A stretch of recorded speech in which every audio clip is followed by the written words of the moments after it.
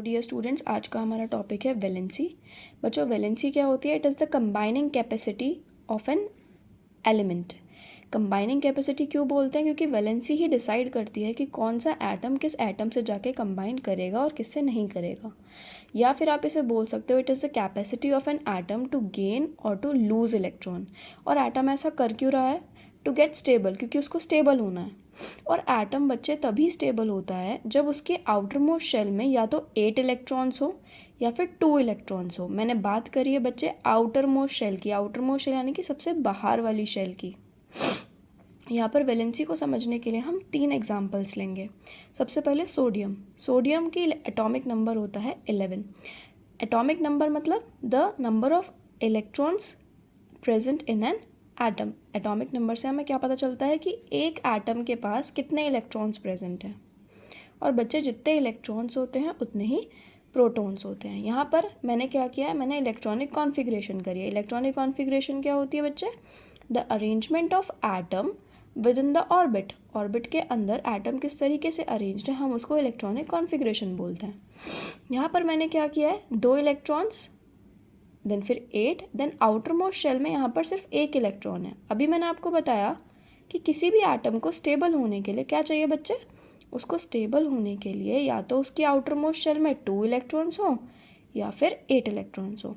अब सोडियम के पास ना तो 2 है ना ही 8 है, उसके पास एक ही इलेक्ट्रॉन है। अब सोडियम के पास बच्चे 2 चॉइस अवेलेबल हैं। क्या चॉइसेस अवेलेबल हैं उसके पास? या तो वो इस 1 इलेक्ट्रॉन को लूज़ कर दे या फिर 7 इलेक्ट्रॉन को गेन कर ले, तो 8 हो जाएंगे।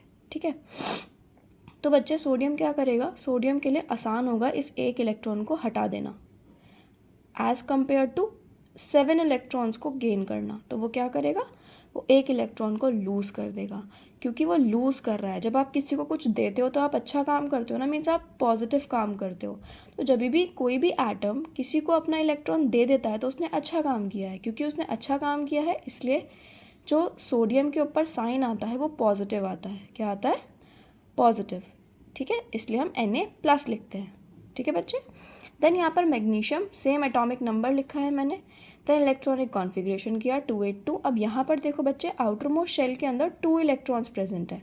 अब या तो ये 2 इलेक्ट्रॉन्स लूज़ करना आसान रहेगा, तो ये 2 इलेक्ट्रॉन्स को लूज़ कर देगा। अब इसने दिया है तो इसलिए पॉजिटिव। और कितने दिए हैं? 2 दिए हैं, इसलिए मैंने यहाँ पे +2 लिखा है। 1 को आप लिखते नहीं हो, ठीक है। यहाँ पर +2 मैंने यहाँ पे लिखा है, ठीक है, क्योंकि इसने 2 इलेक्ट्रॉन्स दिए हैं। नाउ देखो, यहाँ पर एक लास्ट एग्जांपल मैंने क्लोरीन का लिया है। क्लोरीन का एटॉमिक नंबर 17 होता है एंड इलेक्ट्रॉनिक कॉन्फ़िगरेशन क्या होती है बच्चे? 287। अब यहाँ पर क्लोरीन की आउटर मोस्ट शेल के अंदर 7 इलेक्ट्रॉन्स हैं। अब 7 इलेक्ट्रॉन्स का मतलब हुआ या तो ये 7 इलेक्ट्रॉन को लूज़ कर दे या फिर 1 इलेक्ट्रॉन को ले ले और फटाफट से 8 इलेक्ट्रॉन्स कंप्लीट कर ले। तो उसके लिए आसान क्या होगा बच्चे? उसके लिए आसान होगा कि वो 1 इलेक्ट्रॉन को गेन कर ले। अब उसने किसी और से ले ली इलेक्ट्रॉन, यानी कि उसका इलेक्ट्रॉन किसी और एटम का उसने इलेक्ट्रॉन ले लिया यहाँ पर, तो उसने गलत काम किया। अगर आप किसी की कोई चीज़ छीन लोगे मीन्स आपने नेगेटिव काम किया। इसी वजह से इसने गेन किया है, इसलिए यहाँ पर नेगेटिव चार्ज आया है। इसलिए Cl हमेशा नेगेटिव होता है, इसलिए हम लिखते हैं Cl नेगेटिव। आई होप आपको ये कंसेप्ट समझ आया होगा। जब आप ये सीख जाते हो तो आपके लिए ऐसे फॉर्मूलाज बनाना आसान हो जाते हैं। मैंने यहाँ पे आपको 2 फॉर्मूलाज बना कर भी दिखाए हैं, जैसे कि सोडियम क्लोराइड का और मैग्नीशियम क्लोराइड का। देखो बच्चे, सोडियम एंड क्लोरीन। सोडियम की वैलेंसी आप उसके जस्ट नीचे लिखोगे, क्लोरीन की वैलेंसी उसके जस्ट नीचे लिखोगे, देन आप क्रॉस मल्टीप्लाई कर दोगे।